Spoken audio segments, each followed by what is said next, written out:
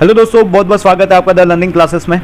और आप सबको पता ही है कि सेकेंड ग्रेड मैथमेटिक्स का एक सीरीज चला रहे हैं हम लोग, जिसका नाम है जीरो टू इन्फिनिटी। और इस सीरीज के तहत हमारा पहला टॉपिक है नंबर सिस्टम, जिसकी 3 क्लासें हो चुकी है और ये हमारी क्लास नंबर है 4। और आज का हमारा टॉपिक है भाजकता और यूक्लिड विभाजन प्रमेय का। हिंदी और इंग्लिश दोनों को साथ में लेके चलेंगे ताकि किसी को दिक्कत ना हो। तो चलिए शुरू करते हैं। शुरू करने से पहले आप लोगों से रिक्वेस्ट है कि अगर आपने टीएलसी प्रतापगढ़ के टेलीग्राम चैनल को ज्वाइन नहीं किया है तो आप इस क्यूआर कोड को स्कैन करके इस टेलीग्राम चैनल को ज्वाइन कर सकते हैं। और इस चैनल पर आपको ये जो क्लास हो रही है उसकी पीडीएफ प्रोवाइड हो जाएगी, एजुकेशनल न्यूज़ वहाँ पर प्रोवाइड हो जाएंगे आपको, और आने वाली क्लासों का जो शेड्यूल रहेगा वो भी आपको वहाँ पर प्रोवाइड हो जाएगा। साथ में डेली क्विज़ वहाँ पर होते हैं और क्लास का शेड्यूल आपको वहाँ प्रोवाइड हो जाएगा। चलिए शुरू करते हैं। आज का हमारा टॉपिक है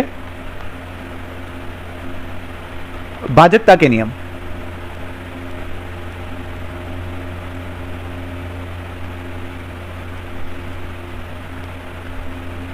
चलिए,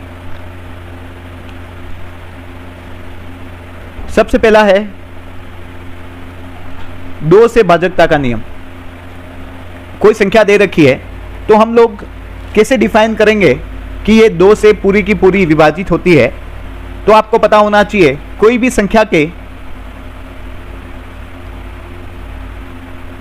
इकाई के अंक में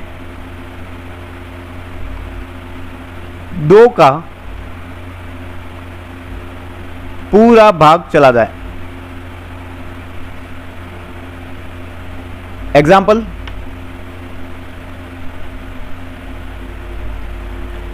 जैसे कि मैं यहां लिख देता हूं 582। तो इकाई का अंक मतलब जो हमारा लास्ट डिजिट है उसकी बात चल रही है। लास्ट डिजिट में अगर 2 का पूरा भाग जा रहा है तो ये पूरी संख्या जो है वो 2 से विभाजित होगी। लास्ट डिजिट हमारी है 2, तो ये 2 में 2 का पूरा भाग जाता है, इसलिए ये पूरी संख्या 2 से विभाजित होगी। हम लोग लिख देते हैं 5864।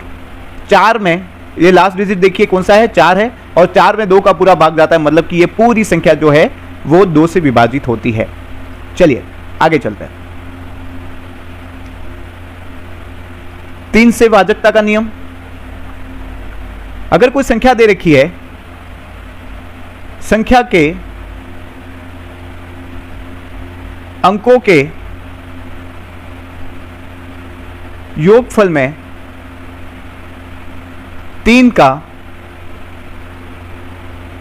पूरा भाग चला जाए तो वह 3 से पूरी तरह विभाजित होगी, वह संख्या जो होगी। एक एग्जांपल ले लेते हैं।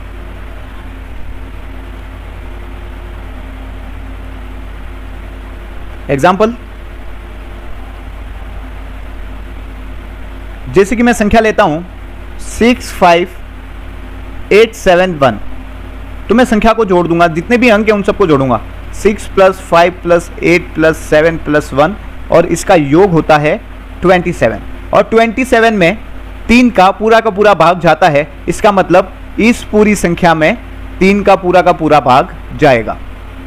ठीक है, चलिए आगे बढ़ते हैं।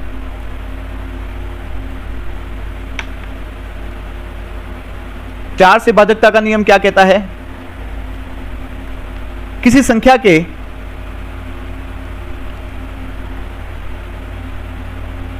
अंत के 2 अंकों में 4 का भाग जाए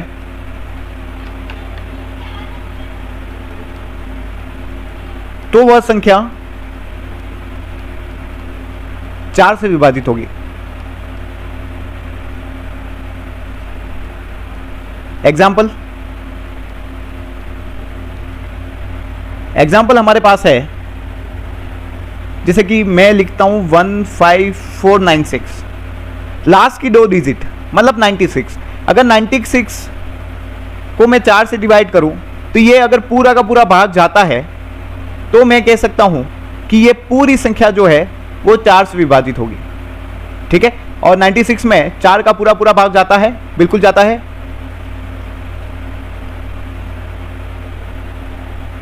24 बार 24 बार इसका पूरा पूरा भाग चला जाता है। मतलब कि 96 में 4 का पूरा भाग जा रहा है, मतलब ये पूरी संख्या 4 से विभाजित होगी। आगे चलते हैं 5 से। अगर किसी संख्या के अंत में 0 या 5 हो तो यह जो संख्या होगी वो पूरी की पूरी 5 से विभाजित होगी। ये एग्जाम्पल ले लेते हैं। एग्जाम्पल में ले लेता हूं 1250। अंत में क्या आ रहा है, लास्ट डिजिट मेरी क्या आ रही है, 0 आ रही है। या तो 5 आनी चाहिए या 0 आनी चाहिए। यहां 0 आ रही है, मतलब ये 5 से पूरी की पूरी विभाजित होती है। चलिए, ये पूरी संख्या 5 से विभाजित होगी। आगे बढ़ते हैं। हम लोग बात करते हैं 6 से भाजकता का नियम। जो संख्या 2 और 3 से पूरी तरह विभाज्य हो तो वह 6 से भी विभाज्य होगी। एक चीज है यहां पर, 6 को मैं क्या लिख सकता हूं, 2 × 3। यह अभाज्य संख्या है, 2 और 3 दोनों। अगर किसी संख्या में 2 का भी पूरा भाग जा रहा है और 3 का भी पूरा भाग जा रहा है तो मैं कह सकता हूं कि इस संख्या में 6 का भी पूरा का पूरा भाग जाएगा। चलिए आगे बढ़ते हैं। 7 से भाजकता का नियम। कोई संख्या दी गई है, लिख देता हूं मैं यहां पर। दी गई संख्या के इकाई अंक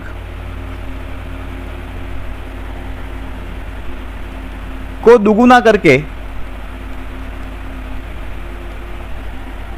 शेष संख्या में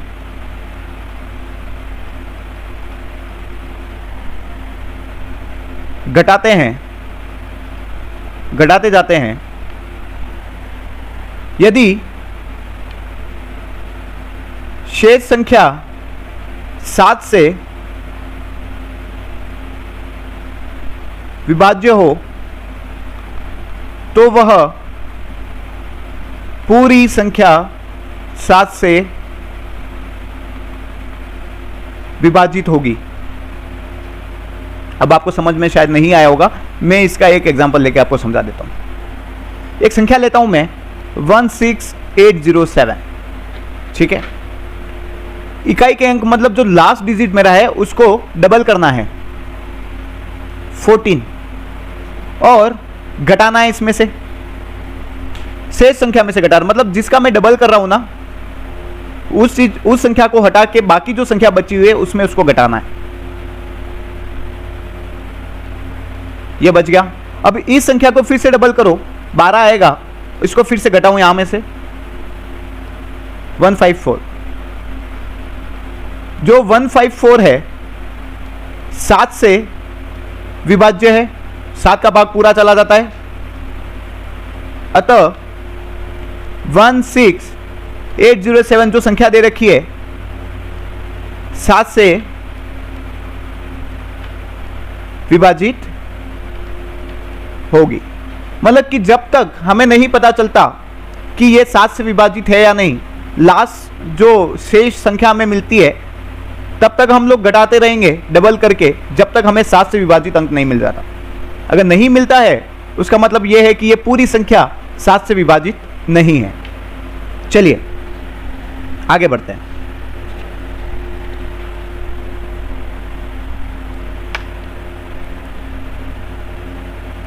आठ से भाजकता का नियम। यदि किसी संख्या के अंतिम 3 अंक में 8 का पूरा भाग चला जाए तो वह संख्या 8 से विभाज्य होगी। ठीक है, मतलब कि कोई संख्या दे रखी है 16807, उसके लास्ट जो 3 डिजिट है उसमें 8 का पूरा भाग चला गया तो वो संख्या क्या होगी, 8 से पूरी की पूरी विभाजित होगी। चलिए आगे बढ़ते हैं। 9 से भाजकता का नियम, जिस संख्या के अंकों के योग में 9 का पूरा भाग चला जाए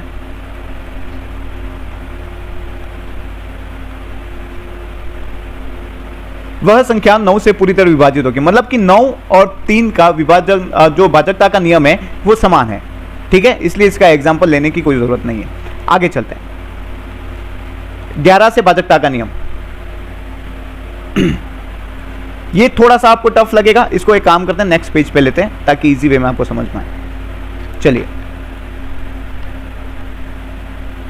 11 से भाजकता का नियम, जिस संख्या के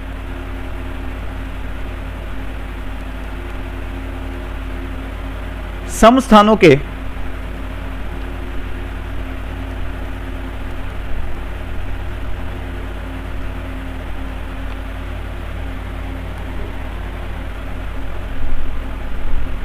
जिस संख्या के समस्थानों के अंक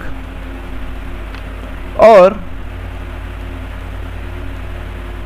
विषम स्थानों के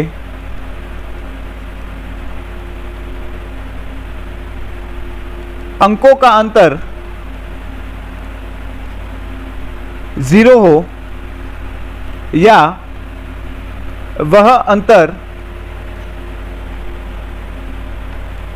11 से भाज्य हो तो वह संख्या 11 से पूर्णतः विभाजित होगी। चलिए एग्जाम्पल लेते हैं, आपको समझ में भले ना आया होगा, एग्जाम्पल से आपको समझ में आ जाएगा। मैंने एक नंबर लिया 95744, विषम स्थानों पर, जैसे कि पहले स्थान पर ये पहला स्थान है, ये दूसरा स्थान है, ये तीसरा, ये चौथा और ये पांचवा। मुझे सारे विषम संख्या के जो स्थान है ना उनको पकड़ना है। मतलब कि 9 + 7 + 4 माइनस अंतर निकालना है। सम स्थान वाले कौन सी संख्या है, 5 और 4। ठीक है, जब इन्हें जोड़ेंगे हम तो ये आएगा 20, ये आएगा 9 और हमें मिलेगा 11। मतलब इसका अंतर हमने निकाला। सम स्थानों के जो अंक है और विषम स्थानों के जो अंक है उनका अंतर हमने निकाला, हमें मिला 11। और 11 पूर्णतः 11 से विभाजित होती है, इसलिए ये जो पूरी संख्या है 95744 11 से विभाजित होगी। ठीक है, तो इस तरह 11 के भाजकता का नियम हमने देखा। चलिए 13 से भाजकता का नियम हम लोग देखते हैं।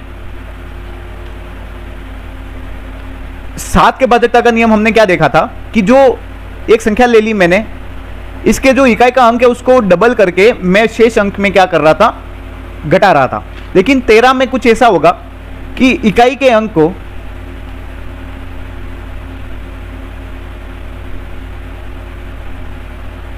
चौगुना करके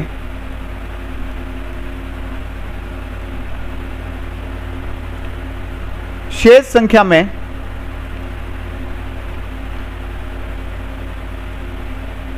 जोड़ते जाते हैं।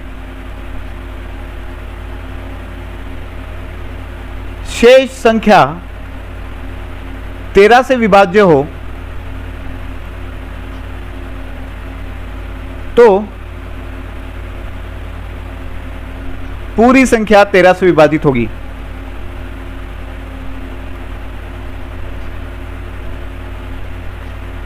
चलिए एग्जाम्पल लेते हैं। कैसे? हम साथ में क्या करते थे, डबल करके घटाते थे ना। एक डिजिट लेता हूं मैं 11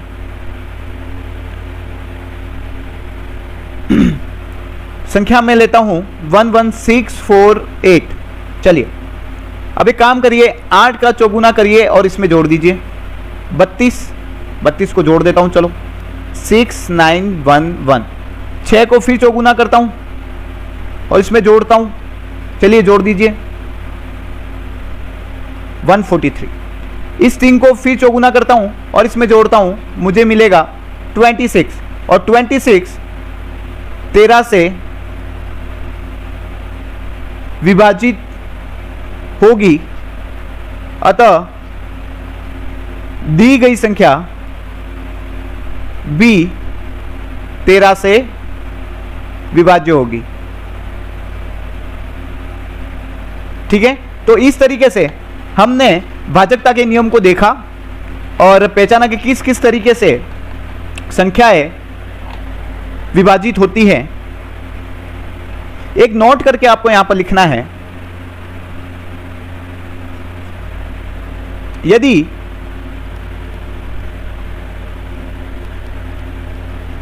कोई संख्या 6 बार एक ही अंक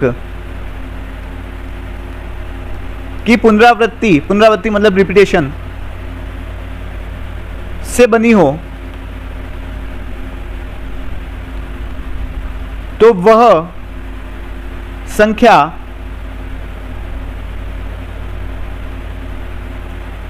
तीन, 7, 11, 13, 21 और 37 से पूर्णतः विभाजित होगी। एग्जाम्पल ले लेता हूं, 5, 5, 5, 5, 5, 5, ये मेरा एग्जाम्पल है। या फिर मैं ले लूं 8, 8, 8, 8, 8, 8, ये भी संख्या पूर्णतः 3, 7, 11, 13, 21 और 37 से पूरी तरह विभाजित होगी। तो चलिए भाजकता के नियमों को हमने देखा। 2 के भाजकता का नियम हमने देखा, इकाई के अंक में 2 का पूरा भाग चला जाना चाहिए। 3 के भाजकता का नियम देखा, जो संख्या दे रखी है उनके अंकों का योगफल में 3 का पूरा भाग चला जाना चाहिए। 4 का भाजकता का नियम हमने देखा कि इकाई के जो अंत के 2 अंक होते हैं उसमें 4 का पूरा भाग चला जाना चाहिए। और 5 से भाजकता का नियम यह कहता है कि संख्या के अंत में 0 या 5 होना चाहिए। 6 से भाजकता का नियम कहता है कि जो संख्या 2 और 3 से पूरी तरह विभाजित हो जाती है वह 6 से पूरी तरह विभाजित होगी।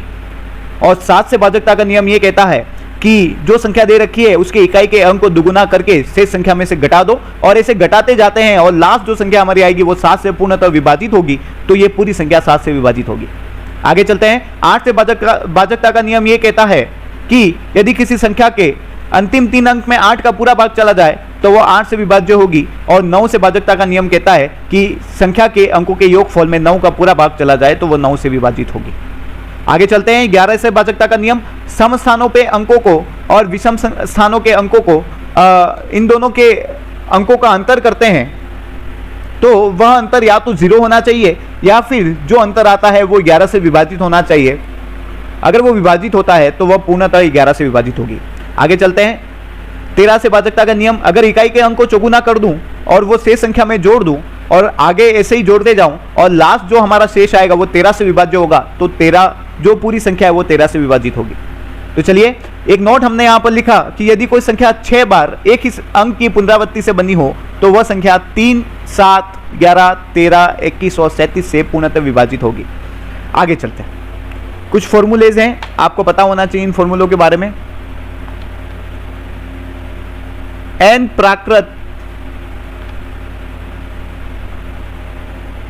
संख्याओं का योग, n प्राकृत संख्याओं का योग, इसका फॉर्मूला होता है n+1/2। ठीक है, एक एग्जांपल लेते हैं। 1 से 100 तक प्राकृत संख्या का योग ज्ञात करें। इसका सॉल्यूशन देखिए, 1 से 100 तक की प्राकृत संख्या मतलब कितनी प्राकृत संख्या है टोटल? n मेरा आ रहा है 100। ठीक है, फॉर्मूले में पुट कर देंगे 100 101 अपॉन 2 n प्लस 1 100 प्लस 1 कितना हो गया 101। यहां से इसको काट देंगे 50 आ गया 50 इंटू 101 हमारा आंसर आ जाएगा एक बार गया 50 5 और एक बार गया 50। चलिए तो इस तरीके से ये हमारा क्या आ गया आंसर, मतलब प्राकृत संख्याओं का योगफल हम इस तरीके से ज्ञात कर सकते हैं। और अगर आपको ऐसा पूछ ले 50 से 100 तक या फिर 51 से 100 तक प्राकृत संख्याओं का योग ज्ञात करें तो इसमें क्या बहुत सारे बच्चे कंफ्यूज हो जाते हैं। सबसे पहले 1 से 100 तक का निकालेंगे, फिर इसमें से 1 से 50 तक का माइनस करेंगे, ठीक है। तो ये कैलकुलेशन बहुत ज़्यादा बढ़ जाती है। तो इसके लिए एक फॉर्मूला है जो सीधा आपका क्या करेगा आंसर आपको मिल जाएगा। देखिए मैं कह देता हूं कि ए से बी तक लगातार संख्याओं का योगफल, ठीक है।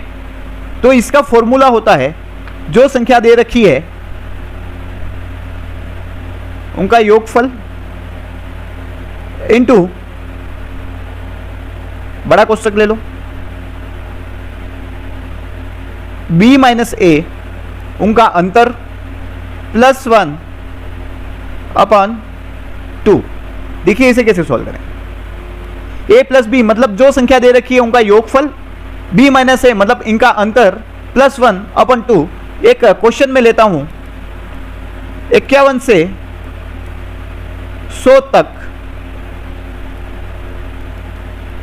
लगातार संख्याओं का योग ज्ञात करें। सॉल्यूशन आ जाएगा। सूत्र में हमें ये मेरा a है और ये मेरा b है। चलिए 51 plus 100 into 100 minus 51 plus 1 upon 2। जब इसे सॉल्व करेंगे तो आपको मिलेगा 49 प्लस 1 अपॉन 2। इसे आगे सोल्व करेंगे 151 इंटू 50 अपॉन 2। 2 से 50 को काट दो 25 आएगा और 151 इंटू 25 कीजिए आप 25 2 25 और ये हो जाएगा 7 ये आ गया 1 25 26 37। ठीक है यही आएगा ना, देख लीजिए एक बार फिर से।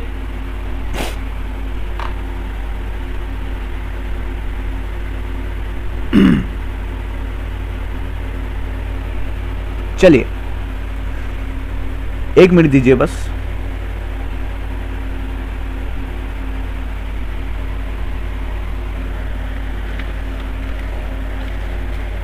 चलिए आगे बढ़ते हैं। तो हम बात कर रहे थे 151 इंटू 25 जब इसका गुणा करेंगे तो हमें यह प्राप्त होगा। ये आप कैलकुलेट कर लीजिएगा, हालांकि सही है, कोई प्रॉब्लम नहीं है। आगे चलते हैं, अगले फॉर्मूले की बात करते हैं। लगातार n सम संख्या का योग और इसका फॉर्मूला होगा n प्लस 1। ये हमारा क्या है फॉर्मूला। चलिए क्वेश्चन कर लेते हैं। 1 से 100 तक सम संख्याओं का योग ज्ञात करें। सॉल्यूशन। अब मुझे बताइए, सिर्फ मुझे सम संख्याओं का योग ज्ञात करना है तो मुझे सबसे पहले यह पता होना चाहिए कि सम संख्या 1 से 100 के अंदर है कितनी। तो मैं यहां लिख देता हूं 1 से 100 तक सम संख्याएं, और ये जो आंसर आएगा वो हमारा कहलाएगा n। तो 100 बटा 2 कर दूं, ये मेरा कितना हो गया फिर, मतलब कि 1 से 100 में 50 तो सम संख्या होंगी और बाकी जो बची वो विषम संख्याएं होंगी। ठीक है, तो सूत्र में डाल दीजिए इसको n प्लस 1 वाले सूत्र में। तो 50 इंटू 51 जब आप इसे सोल्व करेंगे तो आपको आंसर मिलेगा ये 2550। ठीक है, ये आपका क्या होगा, आंसर होगा। आगे चलते हैं। लगातार n विषम संख्याओं का योग सम संख्याओं का हमने देखा, विषम संख्या का हम लोग देख रहे हैं, तो वो होगा n स्क्वायर। चलिए एक क्वेश्चन कर लेते हैं, सेम क्वेश्चन ले लेते हैं। 1 से 100 तक विषम संख्याओं का योग ज्ञात करें। चलिए 1 से 100 तक विषम संख्याएं कितनी है, वो है 50। हमने देखा 50 तो सम होती है, तो 50 क्या होंगी, विषम होंगी। तो सूत्र में इसे डाल दो, n का स्क्वायर मतलब कि 50 का स्क्वायर, और इसका जो 50 का स्क्वायर, 5 का स्क्वायर 25 और 0 का डबल। ठीक है, तो ये हमारा क्या हो गया, आंसर हो गया। तो इस तरीके से हम विषम संख्याओं का योगफल ज्ञात कर सकते हैं। आगे चलते हैं।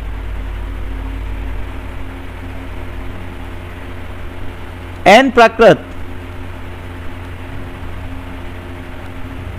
संख्याओं के वर्गों का योगफल, इसका सूत्र क्या होगा, अगर वर्गों का योगफल निकालना है तो उसका सूत्र होगा n प्लस 1 2n प्लस 1 अपन 6। ठीक है, ये क्या हमारे वर्गों का योगफल। एक क्वेश्चन लेते हैं। 1 से 10 तक वर्ग संख्याओं का योग ज्ञात करें। तो इसका सॉल्यूशन होगा हमारे पास 1 से 10 तक है, टोटल संख्या कितनी है हमारे पास 10, मतलब n की वैल्यू हमें क्या दे रखी है 10। बस सूत्र में पुट करना है इसे, 10 11 और n की जगह 10 पुट करूंगा, 20 और 1 21 अपन 6। 2 से काटेंगे यहाँ 5 हो जाएगा, फिर 3 से काटेंगे 7 हो जाएगा, हमें मिल गया 11 इंटू 5 इंटू 7। और इसका हमारा 55 इंटू 7 करेंगे, 7 35 5 385। चलिए ये हमारा क्या हो गया, आंसर हो गया। चलिए ये चीज़ आपको समझ में आई कि n प्राकृत संख्याओं के वर्गों का योगफल निकालना है तो हम लोग इस तरीके से निकाल सकते हैं। आगे चलते हैं। n प्राकृत संख्याओं के गणों का योगफल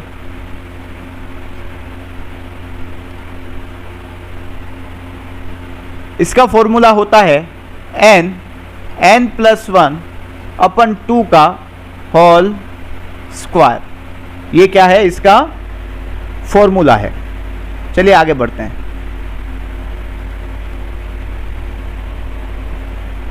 1 से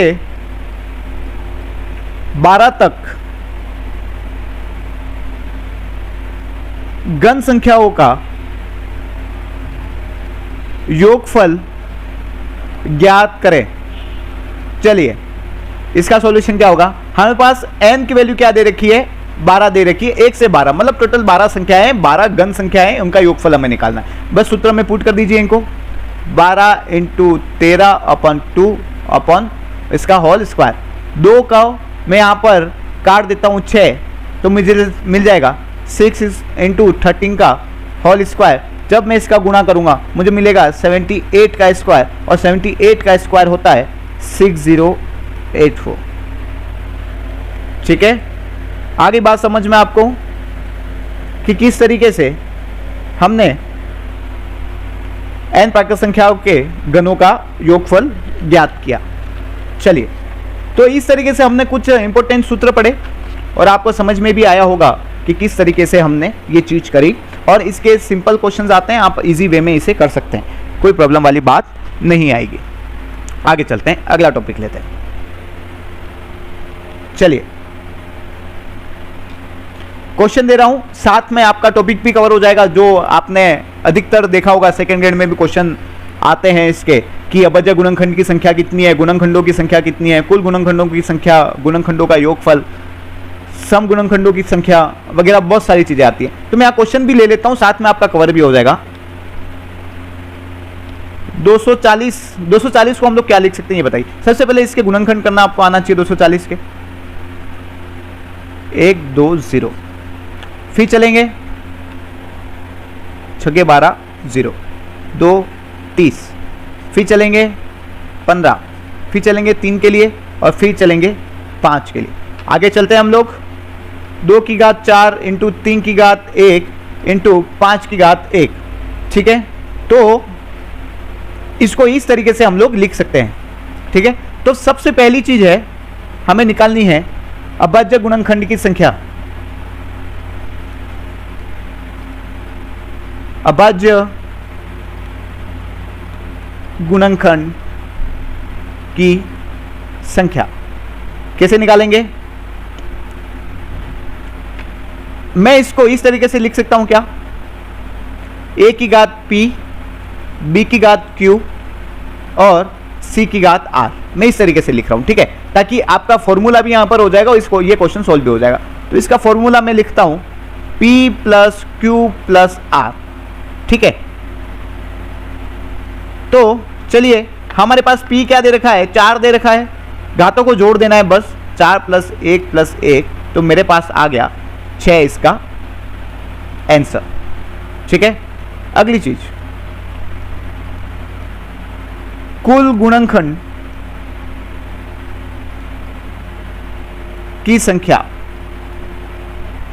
कुल गुणनखंडों की संख्या निकालने के लिए आपके पास फॉर्मूला है p plus 1 into q plus 1 into r plus 1, और इसको मैं लिख सकता हूं भाजकों की संख्या। क्वेश्चन इस तरीके से आया था 2011 में कि निम्नलिखित संख्या के भाजकों की संख्या होगी, तो वो कुल गुणनखंडों की संख्या ही है। आपको ये चीज थोड़ी सी ध्यान में रखनी है।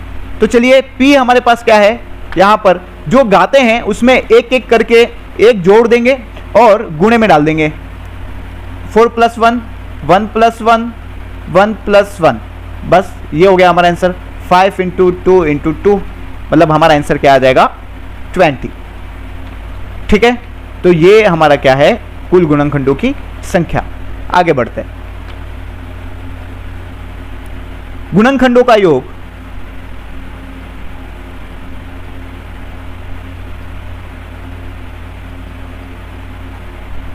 चलिए यहां पर मैं लिख देता हूं एक बार, 240 को हमने क्या लिखा है, 240 इजिकल टू 2 की घात 4, 3 की घात 1 और 5 की घात 1, और a की घात p, b की घात q और c की घात r इसे लिख सकते हैं। मैं फॉर्मूला इसका क्रिएट कर रहा हूं ताकि आप कहीं पे भी इसको यूज कर पाएंगे। ठीक है, चलिए a की घात 0 से जोड़ूंगा a की घात 1 से, और a की घात p तक ये आना चाहिए। फिर मैं गुणा करूंगा और वापिस करूंगा b की घात 0 से b की घात 1, जोड़ रहा हूं मैं, यहां पर गुणा नहीं कर रहा हूं, देखना गुणा मैं कोष्टक के बाद कर रहा हूं। ठीक है, उसके बाद c की घात 0 प्लस c की घात 1 दे c की घात r तक। तो वैसे ही जब मैं इसे सोल्व करूंगा, मुझे संख्या दे रखी है 2 की घात 4 दे रखी है, तो 2 की घात 0 प्लस 2 की घात 1 प्लस 2 की घात 2 प्लस 2 की घात 3 प्लस 2 की घात 4, गुणे में वापिस 3 की घात 0 प्लस 3 की घात 1, जहां तक घात है वहां तक इसको लेके जाना है, 0 से शुरू करना है, घात तक लेके जाना है। 5 की घात 0 प्लस 5 की घात 1। अब मैंने आपको बताया था किसी भी बेस का जो घात है वो 0 होती है तो उसकी वैल्यू 1 होती है। तो 2 की घात 0 1 हो गया, 2 की घात 1 2 हो गया, 2 की घात 2 4 हो गया, 2 की घात 3 8 हो गया, और 2 की घात 4 कितना हो गया 16 हो गया। 3 की घात 0 1 हो गया, 3 की घात 1 3 हो गया, 5 की घात 0 1 हो गया, और ये 5। जब आप इसे सोल्व करेंगे तो आपको मिलेगा यहां पर, जब इसे जोड़ेंगे आपको मिलेगा 31 इंटू 4 इंटू 6। जब आप इसका गुणा करेंगे तो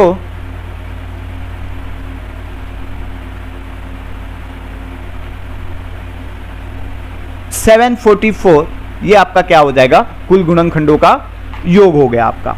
ठीक है, तो इस तरीके से हमने तीसरी चीज देखी कि गुणनखंडों का योग किस तरीके से हम लोग निकालते हैं। आगे चलते हैं। चौथी चीज, विषम गुणनखंडों की संख्या, विषम गुणनखंडों की संख्या। 240 को मैंने क्या लिखा था, 2 की घात 4 इंटू 3 की घात 1 इंटू 5 की घात 1 और a की घात p, b की घात q प्लस c की घात r। जब इसका मैं फॉर्मूला बनाता हूं तो किस तरीके से बनेगा, देखिए, तो मेरी यह जो समअभाज्य संख्या है ना, मतलब कि 2 जो है उसको मैं हटा दूंगा और मैं यहां लिखूंगा जो आगे की जो मेरी विषम अभाज्य संख्या है उनकी घात को 1 जोड़ के गुणा कर दूंगा, बस। q प्लस 1 r प्लस 1 मैं यहां पर कर रहा हूं। जब मैं इसे सोल्व करूंगा इस क्वेश्चन को, तो मुझे कुछ इस तरीके से मिलेगा। ये इसको मैं पूरा हटा दूंगा, ठीक है, इसको मैंने पूरा हटा दिया। अब मुझे संख्या ज्ञात करनी है, तो 3 की पावर 1 है तो उसमें 1 जोड़ दूंगा, 5 की पावर 1 है तो उसमें 1 जोड़ दूंगा, उनका गुणा कर दूंगा तो मुझे मिल जाएगा 4। ये मेरा क्या हो गया, आंसर। अब वैसे ही विषम गुणनखंडों का योग मुझे चाहिए, तो मैं कैसे निकालूंगा, तो मैं कुछ नहीं करूंगा, एज इट इज मैंने जो यहां पर समअभाज्य संख्या उसको निकाल दिया साइड में, और बाकी जैसे मैं गुणनखंडों की संख्या निकाल रहा था उसी तरीके से मैं इसको निकालूंगा। मैं यहां फॉर्मूला भी कुछ इस तरीके से लिख देता हूं कि b की घात 0 प्लस b की घात 1 से b की घात q तक, और उसका गुणा करना है c की घात 0 प्लस c की घात 1 से c की घात r तक। ठीक है, तो चलिए इसे सोल्व करते हैं। 3 को लेंगे सबसे पहले हम लोग, 2 को तो छोड़ दिया हमने, विषम गुणनखंडों का योग निकालना है तो 3 की घात 0 प्लस 3 की घात 1 और 5 की घात 0 प्लस 5 की घात 1। जब आप इसे सोल्व करेंगे तो आपको मिलेगा 1 प्लस 3 और 1 प्लस 5, तो आपको मिलेगा 4 इंटू 6 इज इक्वल टू 24। ये हमारा क्या हो गया, आंसर हो गया। तो इस तरीके से हमने विषम गुणनखंडों की संख्या निकाली और विषम गुणनखंडों का योग निकाला। आगे चलते हैं। एक छठा क्वेश्चन हमारा इसमें बन सकता है कि सम गुणनखंडों की संख्या। सबसे पहले 240 को मैंने क्या लिखा था, 2 की घात 4, 3 की घात 1, 5 की घात 1, a की घात p, b की घात q और c की घात r। चलिए इसका फॉर्मूला कुछ इस तरीके से लिखते हैं हम लोग। सम गुणनखंडों की संख्या हमें निकालनी है, तो ये जो घात है, समअभाज्य संख्या की जो घात है उसको मैं यहां पर लिखूंगा सबसे पहले p, और उसके बाद जिस तरीके से हम संख्या निकालते हैं ना, जैसे कि q प्लस 1 और r प्लस 1, ऐसे निकालते हैं हम लोग। घातें जोड़ देते हैं एक के साथ और गुणा कर देते हैं, बस वही किया है, सिर्फ p को मैं आगे लेके आ गया हूं। चलिए इसे सोल्व करते हैं। p मेरा क्या दे रखा है, 4, q प्लस 1 मतलब 3 की जो घात है वो है 1 प्लस 1 और 5 की घात भी 1 है तो 1 प्लस 1। जब आप इसे सोल्व करेंगे 4 इंटू 2 इंटू 2 तो आपको मिलेगा 16। ठीक है, चलिए इसी तरीके से सम गुणनखंडों का योग निकालना है तो आप किस तरीके से निकालेंगे, देखिए। जो मेरा समअभाज्य संख्या है वहां पर मैं सिर्फ 0 नहीं लूंगा, मैं 1 से चालू करूंगा। ठीक है, यहां पे एक काम करता हूं, मैं a ले लेता हूं ताकि आपका फॉर्मूला बन जाएगा। ये गया मैं पूरा a की घात p तक, और बाकी सब एज इट इज b की घात 0 से लेके b की घात q तक, और बाकी सब ये प्लस में है ना, और c की घात 0 से लेके c की घात 1 से c की घात r तक। चलिए तो इसे सोल्व करते हैं। हमने कुछ नहीं किया है, जो समअभाज्य संख्या है मतलब 2 है, 2 को हम 0 से नहीं लेंगे, 1 से लेंगे, बस इतना ध्यान रखना है। 2 की घात 1 प्लस 2 की घात 2 प्लस 2 की घात 3 प्लस 2 की घात 4। अब ये जो 3 है वो तो 0 से लेंगे, 3 की घात 0, 3 की घात 1, 5 की घात 0 प्लस 5 की घात 1। जब आप इसे सोल्व करेंगे तो आपको मिलेगा 2 प्लस 4 प्लस 8 प्लस 16 और 1 प्लस 3, 1 प्लस 5। जब आप इसे सोल्व करेंगे आगे तो आपको मिलेगा 30 इंटू 4 इंटू 6 24 इंटू 3 72, 72 0।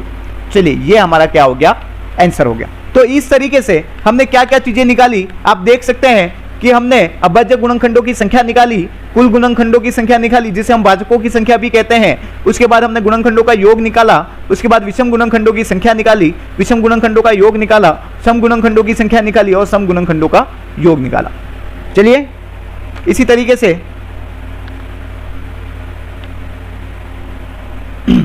हम लोग आगे बढ़ते हैं।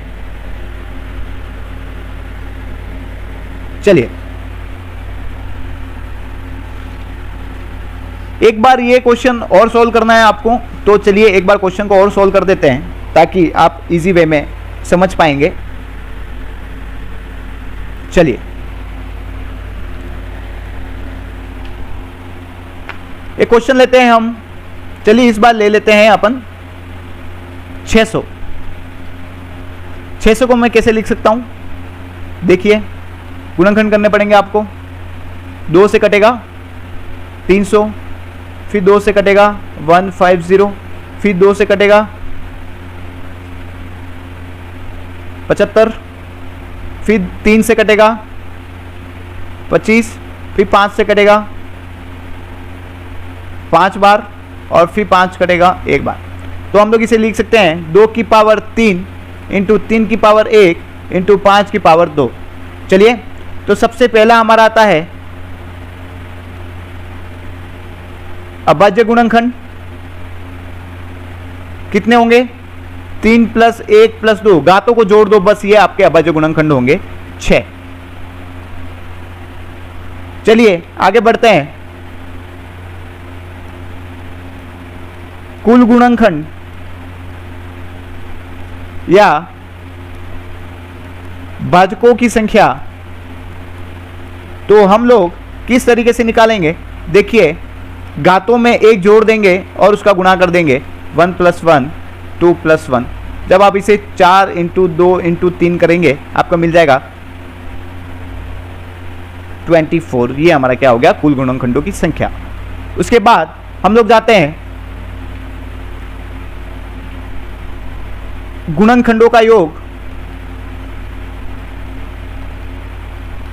तो किस तरीके से करेंगे, 2 को 0 से लेंगे, 2 की पावर 1, 2 की पावर 2, 2 की पावर 3, अब 3 की पावर 0 प्लस 3 की पावर 1 और 5 की पावर 0 प्लस 5 की पावर 1 प्लस 5 की पावर 2। आगे चलते हैं। चलिए आप इसे सॉल्व करिए। 1 + 2 + 4 + 8, 1 + 3, 1 + 5 + 25। चलिए 8 12 14 15, 15 इंटू 4 इंटू 25 5 30 31। जब आप इसे सॉल्व करेंगे 15 इंटू 4 तो आपका हो गया 60 और 60 में 31 का गुणा करेंगे तो आपको मिलेगा 1860। ये आपका क्या हो गया, आंसर हो गया। कुल गुणनखंडों का योग कुछ इस तरीके से आप निकाल पाएंगे। आगे चलते हैं।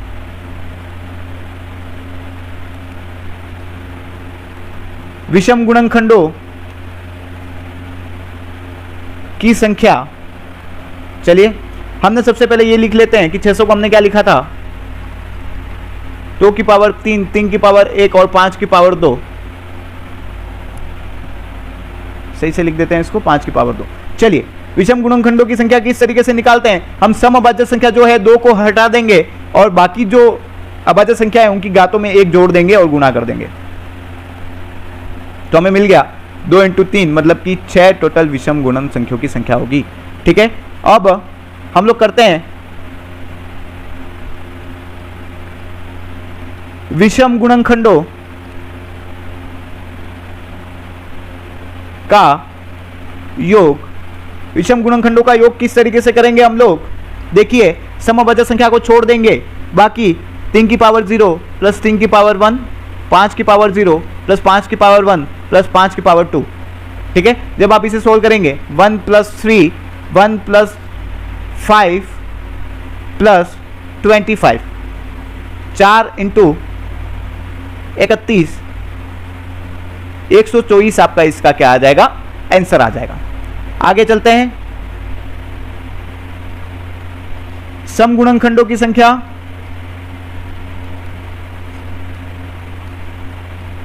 सम गुणनखंडों की संख्या निकालने के लिए हम लोग क्या करते थे बताइए? सम गुणनखंडों की संख्या निकालने के लिए क्या किया था हमने? पहले हमने जो p था हमारा, मतलब अभाज्य संख्या की जो घात थी, उसको हम आगे लेके आ गए थे। बाकी जितनी भी घातें हैं उनको जोड़ देते हैं एक के साथ, ठीक है, और उनका मल्टीप्लाई कर देते हैं। ये हमारा आंसर आ गया। 3 इंटू 2 इंटू 3, 3 3 9 और 18। चलिए, ये हमारा क्या हो गया? आंसर। अब मैं लिखता हूं यहां पर सम गुणनखंडों का योग। कैसे निकालेंगे योग? बस जो मेरी जो सम संख्या है, सम अभाज्य संख्या, उसको मैं 0 से नहीं लेकर 1 से लूंगा। बस 2 की घात 1 प्लस 2 की घात 2 प्लस 2 की घात 3 इंटू 3 की घात 0 प्लस 3 की घात, इनको तो 0 से लेना है, बाकी सबको तो। जब आप इसे सोल्व करेंगे तो आपको मिलेगा 1 नहीं आएगा, 2 आएगा। 2 की घात 1 2, 2 की घात 2 4 हो गया, 2 की घात 3 8 हो गया, 1 प्लस 3, और इसको हमने पहले भी जोड़ा 31 आ रहा ना, इसको 31 ले लो। चलिए सही से लिख देते हैं इसको थोड़ा सा, 31। आगे चलते हैं। 14 इंटू 4 इंटू 31, जब आप इसे सोल्व करेंगे तो आपके पास आंसर आ जाएगा 14 इंटू 4 तो आपके पास आ जाएगा 56, और 56 को 31 से आप गुणा करेंगे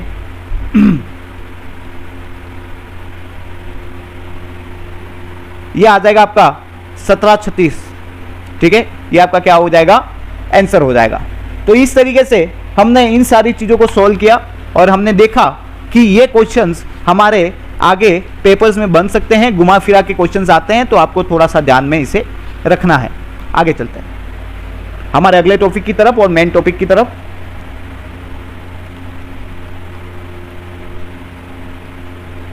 यूक्लिड विभाजन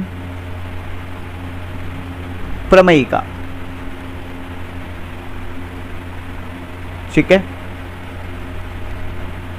चलिए, ये प्रमेयिका क्या कहती है इसको इंग्लिश में लिख देता हूं ताकि इंग्लिश वाले। Euclid division lemma. ठीक है, चलिए, तो यह प्रमेयिका कहती है कि कोई धनात्मक पूर्णांक a है,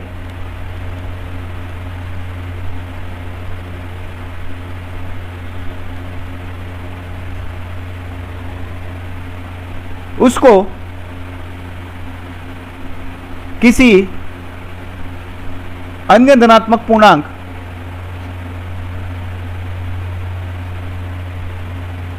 b से विभाजित किया जाए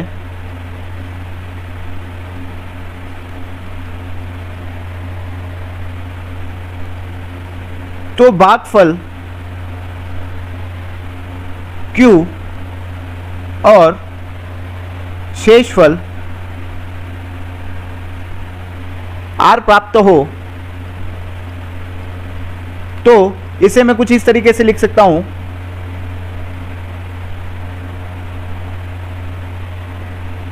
a is equal to b q plus r. ठीक है, और इसकी एक कंडीशन भी यहां पे दे रखी है, वो आपको थोड़ी सी समझनी पड़ेगी कि r की जो वैल्यू है वो या तो 0 होगी या फिर b से छोटी होगी। ठीक है, ये इंपॉर्टेंट रूल है, ध्यान रखना, आगे जाके बहुत काम आएगा। अब इंग्लिश वाले थोड़ा सा कंफ्यूज हो रहे होंगे तो मैं इनको इंग्लिश फॉर्मेट में सारा लिख के दे देता हूं। जैसे कि मैंने यहां पर लिखा है भागफल, ठीक है, और उसके बाद मैंने लिखा है शेषफल। शेषफल को तो हम लोग क्या कहते हैं? रिमाइंडर कहते हैं। भागफल को कोशेंट कहते हैं। उसके बाद जो अभी मैं एक चीज और लिख रहा हूं, इसको हिंदी में भी लिख सकते हैं हम लोग, देखिए कैसे।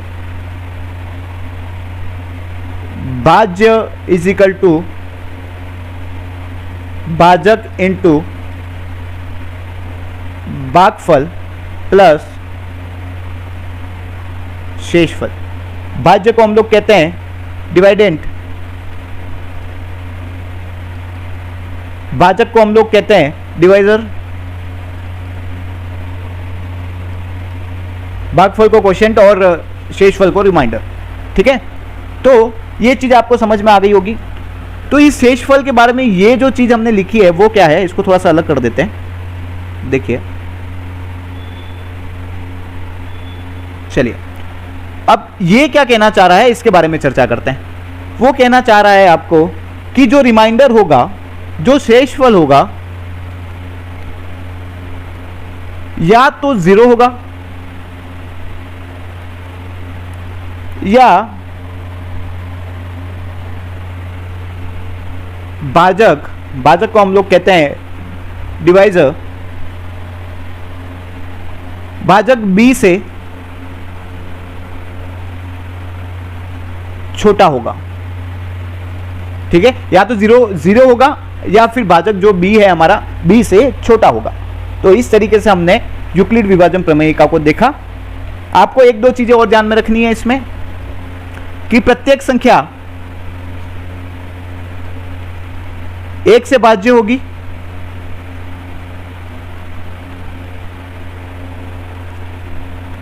प्रत्येक संख्या स्वयं से भाज्य होगी और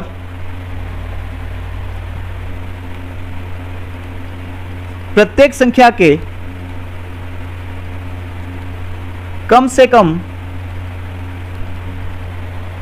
2 भाजक एक व स्वयं अवश्य रूप से होंगे।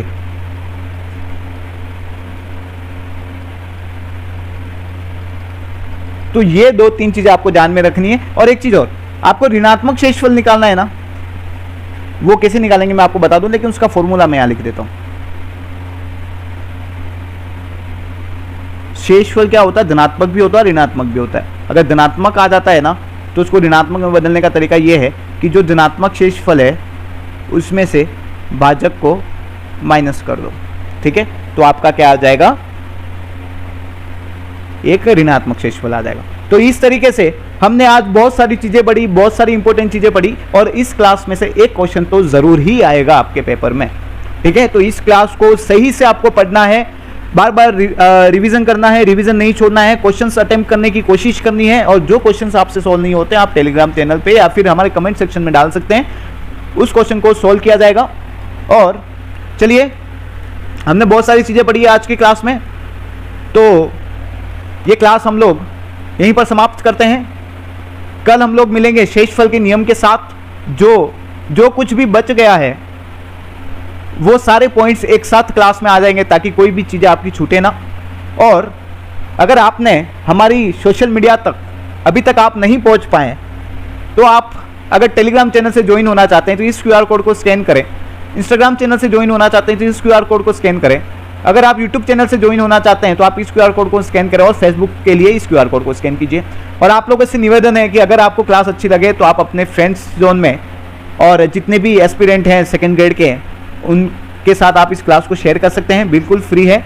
और द लर्निंग क्लासेस में आपका अमूल्य समय देने के लिए बहुत बहुत धन्यवाद। और इसी के साथ मैं विदा लेता हूँ इस क्लास को लेके, और फिर मिलेंगे अगली क्लास के साथ सिर्फ और सिर्फ 7 बजे TLC प्रतापगढ़ पर। धन्यवाद।